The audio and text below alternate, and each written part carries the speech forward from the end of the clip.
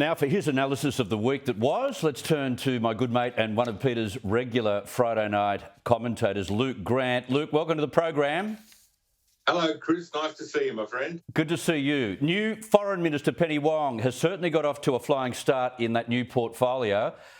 Plenty of frequent flyer points too, by the way, I might add. This week she returned to the Pacific, visiting Samoa yesterday and then Tonga today, attempting to reaffirm Australia's relationship with the Pacific and push back, of course, against China's advances in the region. What do you make of Penny Wong's performance thus far? China has had to kind of backflip on their plans across the entire region and even had a parting shot for New Zealand.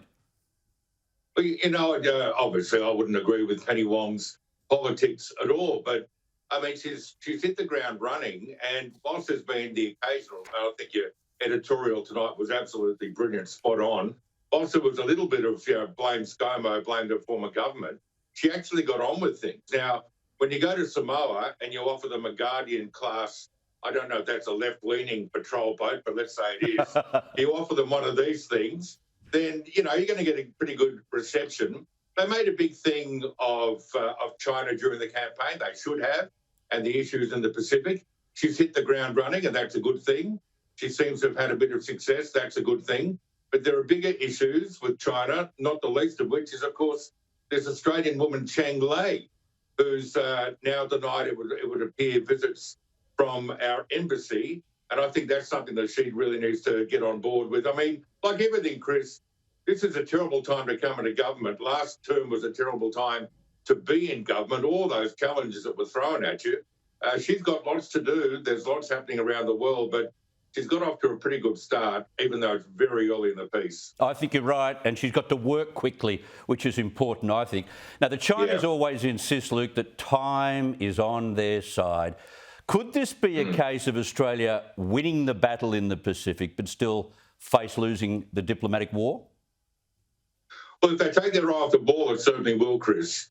And, as much as I thought that the Morrison government did a pretty good job in a number of areas, I think it is fair to say that maybe the eye left the Pacific a little bit and shouldn't have. So, sure, if we ignore them again, of course, if they arrive with a fistful of dollars, it's going to be very hard to say no. But we've just got to continually engage, and perhaps we haven't done that so well in the past. Yeah, I agree. In the United States, President Joe Biden has delivered, I think, one of the more powerful speeches of his presidency, rallying against the gun violence plague currently afflicting the US. Here he is.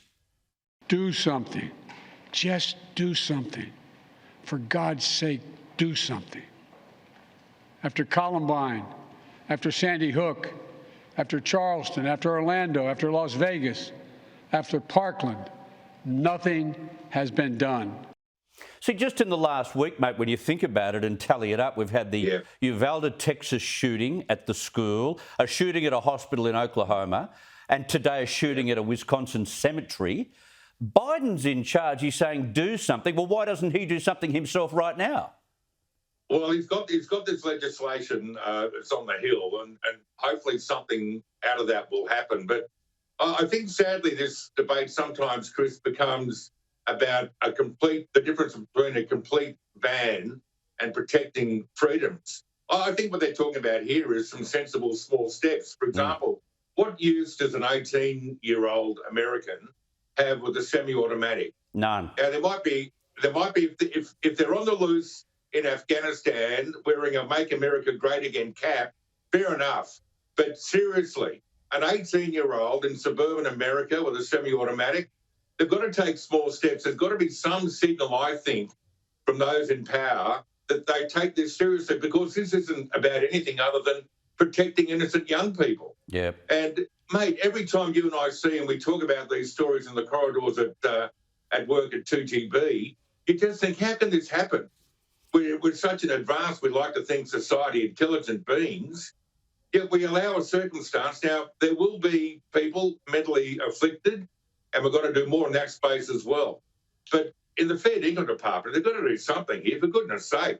Yeah, I keep saying that when you're 21, you can get into a bar. Well, why don't we make it 21 until they get anywhere near a firearm and make that right across the United States of America? That would be one way. I agree. A small way, but one forward step. And is the Indeed. NRA listening, or are they just going to be obstreperous yet again and say, no, don't start playing these sorrowful games about shootings. It was the person holding the gun, not the gun, that did the damage. Yeah, no, they will. That's exactly what they'll do. I mean, we had that vision today of one of the, I think, Republican senators, while there was hearings going on or the Parliament was proceeding, he brought his own weapons in and was saying, look at this would be banned. And look at this one, this would be banned. I mean, fair dinkum. People just died, you clown. No, mate, the NRA will continue to have their power, their political base, and it'll be very difficult to get anything done. And I think that's, from someone looking from afar, really sad.